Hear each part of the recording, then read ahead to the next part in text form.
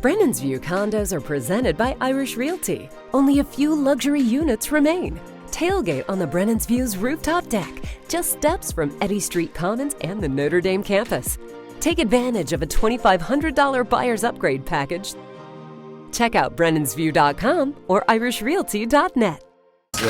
What a great feeling. As I told these guys in the locker room, the opportunity to finish as a champion, there's no greater feeling, and I'm so proud of the way they continue to battle today, which is a great representation of what they've done all season long. And I know I've said this before, but we're on that bumpy road, and they continue to trust their coaches, to trust their leaders, and this is a great way to finish off this 2022 season. And I told them they'll be the example we use for a long time, because this is what real life's about, and the ability to respond to some of those situations that happen to you. But I'm extremely proud of this team, the leaders, the seniors, and to send that group off the right way is it's very pleasing. So with that, we'll open up for questions. Coach, Bruce Holt, Florida Star newspaper. Being that this is such a hotbed of recruiting in this area, it's not specifically about the game, how do you think this game affected your recruiting efforts going forward with a bunch of kids that grow up looking at and wanting to play in the SEC? Yeah, for us, listen, the best recruiting we can do is to go out there and play well and win. And we'll find the right guys no matter where they're at, because this university attracts the right people. And that can be in Florida, that can be East Coast, West Coast, it can be, we've got a kid from Germany. And so it really, we recruit, obviously nationally, but for these guys to go out there and play the game the right way, and to beat a really good South Carolina team, that's the best recruiting you can do. And one more, specifically regarding the game, that pick six, what was the reason behind the call there? It looked like you had kind of broken South Carolina's will on the ground at that point. You call the pass, it goes the other way, 100 yards, get a ball right. Yeah. We were looking for a specific look, and we thought we had it. Didn't have the exact look we were looking for, and the guy made a great play. Obviously, at that moment we were running the ball really well, and again, ultimately we probably obviously shouldn't do it, shouldn't have called it. But the greatest thing about it was to be able to, again, use that situation as another example in the future. And the ability for that offense to have that happen, look at them on the sideline, say in about 5 minutes or 2 minutes, you're going to go right back out there. And for them to march down the field and score, that's what it's all about. Marcus, can you just talk about how satisfying it has to be to win a game coming from behind, almost kind of in opposite fashion of the way you guys weren't able to put away the bowl game a year ago? I got to imagine it's gratifying. Yeah, I remember saying this before, after the Clemson game. It's never how you foresee it on the front end, right? In all the days you can sit here before this game and daydream about how you think this game will go, it wasn't like that, but the ending was, right? And that's what we'll remember. But again, to send these guys off the right way, no matter how we could achieve it, that's what matters. And so I'm happy we got it done. How do you feel number 12 played tonight? He's special, man. And I told him on the sideline, I told him after the game that there's many different examples we use, but Tyler Buckner's an example of a guy that had a bumpy road. And the way he finished off this season, his first year having a chance to start, and the ability to just really tune out all the noise and focus on, his job. And that's within bowl practice, within a season, that's within a game. That's what I'm proud of. Last one for me. You've only had a few minutes to kind of take this in, but has it occurred to you how great of a game that was? Now it does because we won, But yeah, it was. Listen, it was you expected to play a tough game because you knew that opponent was really good and that quarterback is special, and we knew that coming in. And you know what? Take your hats off to them. That's a well-coached program. The first time I got the chance to meet Shane Beamer, he's first class, and he runs a really good program.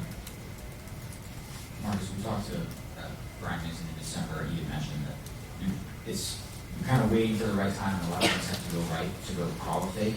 So when talking to him and what had said there, what did you like about that moment and why that moment for that big time? Yeah, we ran a punt earlier in the game we wanted to see the look we would get. And after we ran the punt, he said, it's there if you want it. And right before we went out there, he said, it's there. I said, let's do it. And we've been practicing that fake all year long. And listen, there's no more games left. And I wanted to run it. I knew going into the game, if the opportunity presented itself, I wanted to run it. They said, let's do it here. And he said, let's go. And we executed. It was beautifully executed. And then on defense, after they go down a little pretty quickly, opening drive, and I think scored on 3 of the first 4. You guys had 4 3-and-outs there in the second half. Was there anything kind of different with the schematic that you guys wanted to do, or is it just more doing what you wanted to do? No, They should be better. as I told the guys at halftime, the reality, I don't know what the score was, but it should have been 17-10. Right? Our defense had given up 10 points. The field goal fake is the field goal fake. That's not the defensive coordinator's job. And as I told them, they played really well and gave up 10 points the first half on defense. And so all I told them, stop beating Notre Dame. Right? And they were able to go out and put it all together that second half. And I think they only gave up 7 points in the second half. Marcus, for how unpredictable the game was in the flow, like your offensive line was predictable by the end of the game. Like, what did they deliver tonight? I don't think they probably showed you anything new, but just in terms of like, okay, the game ended with that unit being the best group on the field. I've always said this, when you have the ability to run the ball, when another team knows you're going to run it, that's when you know things are rolling. And they knew we were going to run the ball. And except for the last touchdown, we thought we were going to run the ball, and we didn't. But you know, that's why we do those inside run drills. That's why you challenge those guys up front. I say this all the time. We're an O-line, D-line driven program. I said that at halftime. This game will come down to our offensive line and defensive line, and they want that. They want the pressure on. They want to run the ball in those critical moments. And hats off to them. They're an excellent group. They've done an excellent job all season. These bowl games can be a little bit of a one-off, like, Mayer's not playing, Fotzi's not playing, but like, what do you take out of tonight that matters for the next 9 months? Like, what carries from this?